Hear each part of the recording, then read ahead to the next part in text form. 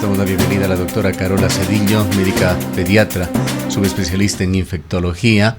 Doctora Cedillo, muy buenos días. Quisiéramos conocer su punto de vista sobre el avance del Plan 900 del gobierno de vacunar a 9 millones de ecuatorianos. El día de hoy, según el presidente de la República, se pondrá la vacuna número 9 millones y ha señalado que no tiene dudas de que en agosto se completará los 9 millones de personas con vacuna completa. Buenos días y muchas gracias.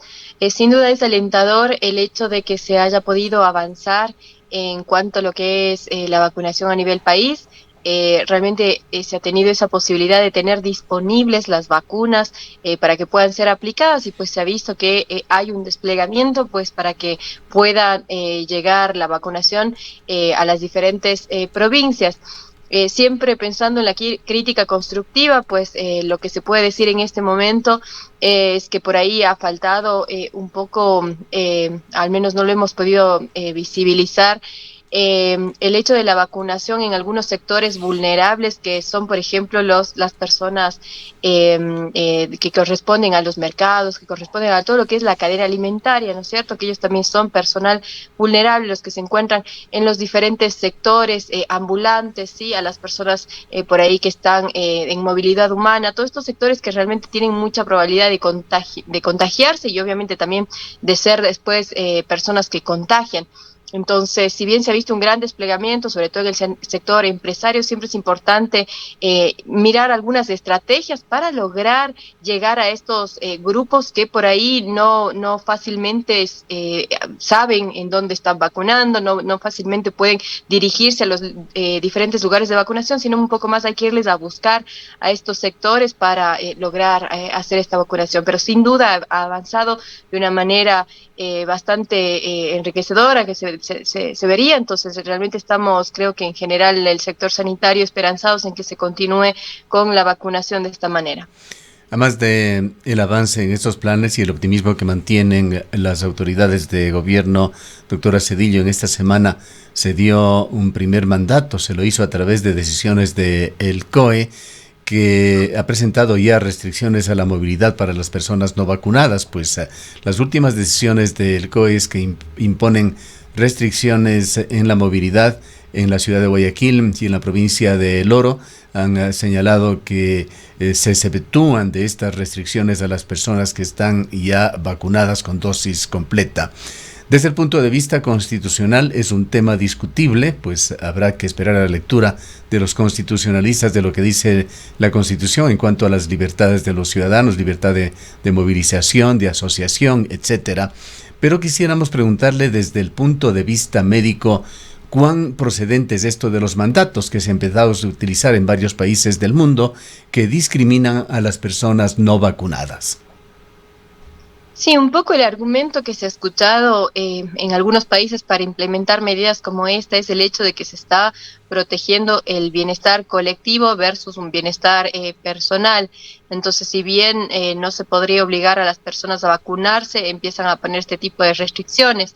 Ahora, a mí lo que me gustaría hacer énfasis es que cuando existe falta de adherencia a la vacunación, porque esto no es algo que viene sucediendo ahora nada más, ahora estamos viendo de una forma masiva porque tenemos vacunación de COVID, que es una vacunación sin precedentes, pero en realidad ya se tenía falta de adherencia en algunos sectores, en algunos grupos, así que ya se conocen cuáles son varias estrategias para mejorar esa adherencia.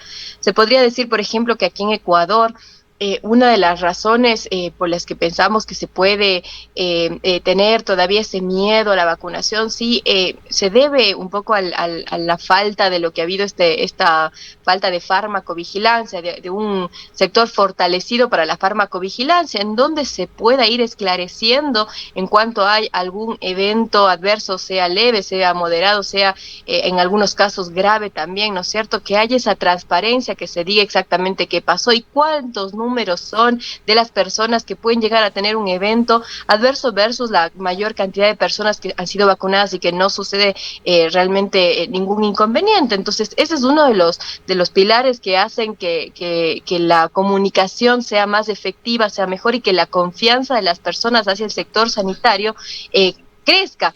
Entonces, por ahí, más allá de tomar una medida de restricción, de decir, pues algunos circulan, otros no, lo que realmente cala en la mayor adherencia es la mejor transparencia y la mayor credibilidad hacia el sistema de salud, y eso lo vamos logrando únicamente con dar información precisa, asumirla y explicar pues en su momento cuando existe algún evento posible. Conocemos que todos los medicamentos, no solo las vacunas, cualquier fármaco biológico tiene la posibilidad de crear algún evento, no de forma frecuente, pero sí algún evento en algún momento, algún evento adverso. Así que eso tenemos que tomarlo con la mayor claridad e ir explicando cuáles son los números y las situaciones que vamos llevando. Así que lo que consideraría es que podemos trabajar de otras maneras para mejorar la adherencia, más allá de las limitaciones de movilidad que se están implementando pues como una medida para intentar pues que las personas se quieran vacunar. Otra novedad que se ha dado en Ecuador en las últimas semanas es la vacunación para personas adolescentes, personas desde 12 años de edad, y en esta semana el vicepresidente de Ecuador, Alfredo Borrero, ha señalado que se está ya dando luz verde por parte de las entidades farmacéuticas y las entidades de control en diversos países para que se vacune también a niños, incluso a infantes. Quisiéramos conocer qué tan documentado está este tema y si eventualmente se llegará efectivamente a vacunar a estos grupos etarios. Bien, a lo que es los adolescentes que tienen ya más de 12 años, pues realmente ya hay un poco más de justificación, pues, o sea, a nivel de lo que es documentos, de lo que es estudios, para poder impulsar la vacunación de los mismos. Realmente en Estados Unidos la Academia Americana de Pediatría, un organismo que es bastante representativo para lo que son niños adolescentes, ha respaldado esta vacunación debido a que existen pues ya, como decíamos, varias documentaciones de la seguridad que puede llegar a tener pues la vacuna en estos grupos, y también porque se ve pues que en los grupos de los adolescentes es en donde más se ha visto pues los síndromes multisistémicos, son los que ellos pueden llegar a complicarse en todo lo que es en los grupos etarios infantiles o pediátricos. Entonces realmente como que estaría justificado que se tenga ya la vacunación en este sector. Ahora, en lo que es niños más pequeños, realmente a veces a uno le gusta tener un poco más de datos para poder respaldar. Lo que se conoce por el momento es que se están llevando los estudios a cabo, seguramente ya se empezarán a dar algunos resultados con las diferentes vacunas. Se conoce que Pfizer ya venía haciendo estudios desde los 6 meses de edad, así que tendremos datos más adelante, pero claro que eso hay que mirar y ver absolutamente toda la información para poder hacer una crítica adecuada de la información. Y en el caso de otras vacunas, como la vacuna de Sinovac, realmente ellos en China tienen la autorización para vacunar a partir de los 3 años. Ellos han dado a conocer que tienen ya los estudios realizados, pero todavía esos documentos no han llegado, por ejemplo, a la Organización Mundial de la Salud, para que la misma OMS pueda ampliar la recomendación de vacunar a los niños en las diferentes etapas, inclusive todavía a los adolescentes. La OMS no ha alcanzado a tener la documentación suficiente para poder hacer esa recomendación general. Sin duda algunos países avanzan un poco más rápido que otros, pero lo que pensamos es que se necesita tener toda esa información disponible para analizarla y para poder realmente impulsar la vacunación en otros sectores. Lo que no se debe olvidar es que siguen existiendo grupos prioritarios que son vulnerables, igualmente que hay que vacunarlos primero, porque igualmente en los países en que vemos avanzar la vacunación a la adolescencia, a la niñez, es porque realmente tienen ya cubierta su mayor cantidad de población adulta y la más vulnerable. Conozcamos que sin duda niños y adolescentes, claro que pueden enfermarse, sí, pero el riesgo de las complicaciones, mortalidad y algunos otros eventos es menor en la niñez y en la adolescencia. Por ello, pues es importante que primero consigamos los grupos objetivos que han sido iniciales antes de proceder con una vacunación en siguientes grupos.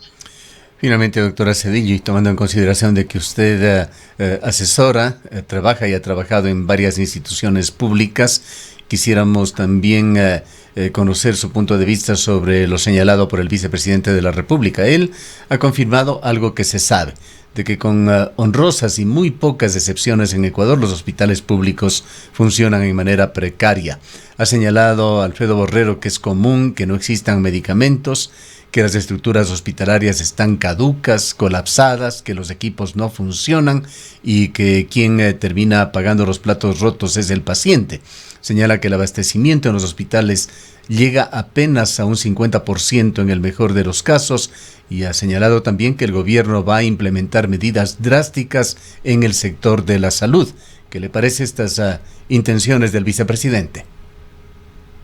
La verdad es que es cierto que la salud en el país se encuentra en un estado crítico. Sin duda la pandemia lo puso mucho más agudo, pero sin duda habían ya algunos problemas de algunos años atrás en cuanto a no haberle dado suficiente prioridad a los temas de salud.